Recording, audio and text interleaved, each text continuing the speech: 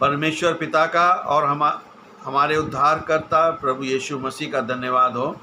आज का मेरा जो टॉपिक है वो है प्रकाशित वाक्य की पुस्तक, उसका 21 अध्याय 9 से 11, रेवलेशन चैप्टर 21 वर्स 9 to 11। और ये इस श्रृंखला का वीडियो नंबर 112 है, 112। और यहाँ पे परमेश्वर के वचन में इस प्रकार से लिखा हुआ है, फिर जिन 7 स्वर्गदूतों के पास 7 अंतिम विपत्तियों से भरे 7 कटोरे थे, उसमें से एक ने मेरे पास आकर कहा, यहाँ आ, मैं तुझे दुल्हन अर्थात मेमने की पत्नी दिखाऊंगा।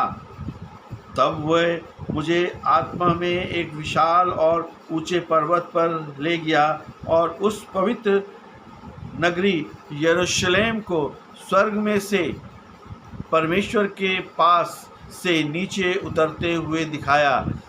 परमेश्वर की महिमा उसमें थी, उसकी चमक अत्यंत बहुमूल्य पत्थर अर्थात उस विशाल यशब के समान थी जो स्फटिक सदृश उज्ज्वल था।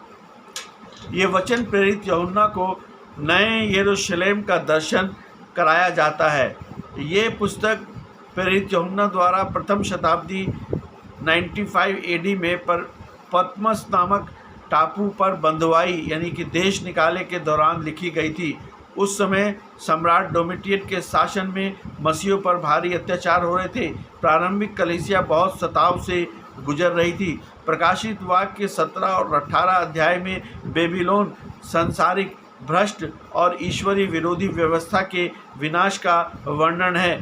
अध्याय 21 में परमेश्वर के पवित्र और शाश्वत राज्य नया यरूशलेम का प्रकटीकरण होता है। वर्ष 9 में हम देखते हैं कि दुल्हन अर्थात मेमने की पत्नी, कटोरे वाला स्वर्गदूत, ये वही स्वर्गदूत जिसने न्याय के कटोरे उंडेलने में भाग लिया था, अब यूहन्ना को अंतिम पुनरुत्थान यानी कि रेस्टोरेशन दिखाने आया है।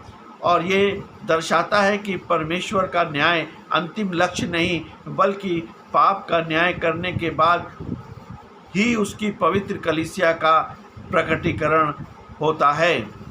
मेमने की दुल्हन, ब्राइड ऑफ द लैम्ब, यहाँ नया यरूशलेम केवल एक भौतिक इमारत या शहर नहीं है बल्कि यह परमेश्वर के सिद्ध उद्धार पाए हुए लोगों की संगति यानी कलीसिया को दर्शाता है। यूहन्ना के दुल्हन देखने के लिए बुलाया जाता है, लेकिन वह एक नगर देखता है क्योंकि नगर ही उस प्रजा का प्रतीक है जो उसमें निवास करेगा। ऊंचे पहाड़ पर आत्मा को ले जाना, यूहन्ना को यह देखने के लिए आत्मा में होना पड़ा। सांसारिक दृष्टि से इस ईश्वरीय वास्तविकता को समझना असंभव है। परमेश्वर का जो पहाड़ है, उसको ऊंचा जो पहाड़ है, बाइबल में ऊंचा पहाड़ अक्सर परमेश्वर के प्रकटीकरण और उपस्थिति का स्थान होते हैं, जैसे मूसा के लिए सीने पर्वत या यीशु मसीह के लिए रूपांतरण का पर्वत। ये ऊंचे आत्मिक दृष्टिकोण का प्रतीक है। स्वर्ग में उतरता नगर, मनुष्य अपनी शक्ति से स्वर्ग तक नहीं पहुंच सकता है जैसे बाबुल की मीनार के समय हुआ था। इसके विपरीत परमेश्वर स्वयं अपने राज्य को मनुष्य के पास नीचे लाते हैं।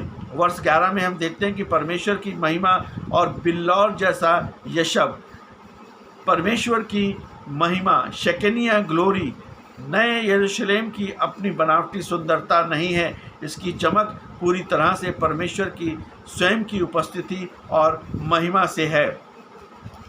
सूर्यकांत यानी कि जैस्पर स्टोन बिल्लौर की तरह जो है चमकता है। प्राचीन काल में यशब का अर्थ केवल आधुनिक जैस्पर पत्थर नहीं बल्कि अत्यंत पारदर्शी, बहुमूल्य और हीरे की तरह चमकने वाला मणि रत्न माना जाता था। यह परमेश्वर की पवित्रता, स्पष्टता और अटूट सुंदरता को व्यक्त करता है। कलीसिया की सिद्धता और अंतिम पहचान, जिस प्रकार एक दुल्हन अपनी शादी के दिन सबसे सुंदर, पवित्र और बिना किसी दाग के होती है, उसी प्रकार नया यरूशलेम ये दर्शाता है कि यीशु मसीह के बलिदान के माध्यम से विश्वासी या कलीसिया पाप से पूरी तरह शुद्ध होकर परमेश्वर के सम्मुख खड़े होंगे। परमेश्वर का मनुष्य के साथ स्थायी निवास। पुराने नियम में परमेश्वर की महिमा तंबू यानी कि टैबरनेकल और सुलेमान के मंदिर में निवास करती थी, जो सीमित थी, लेकिन नए यरूशलेम में परमेश्वर की महिमा पूरे नगर को आलोकित करती है। अब परमेश्वर और उसके लोगों के बीच कोई पर्दा या दूरी नहीं है। ये नगर आधा यूएस यानी कि यूनाइटेड स्टेट्स के बराबर होगा। पाप और अंधकार का पूर्व अंत। बिल्लौर यानी कि क्रिस्टल क्लियर की तरह पारदर्शिता ये दर्शाती है कि नए राज्य में कोई छलावा, पाप या अंधकार नहीं होगा। सब कुछ परमेश्वर के प्रकाश में शुद्ध और स्पष्ट होगा। आशा और सांत्वना। पीड़ित मसीहों के लिए ये दर्शन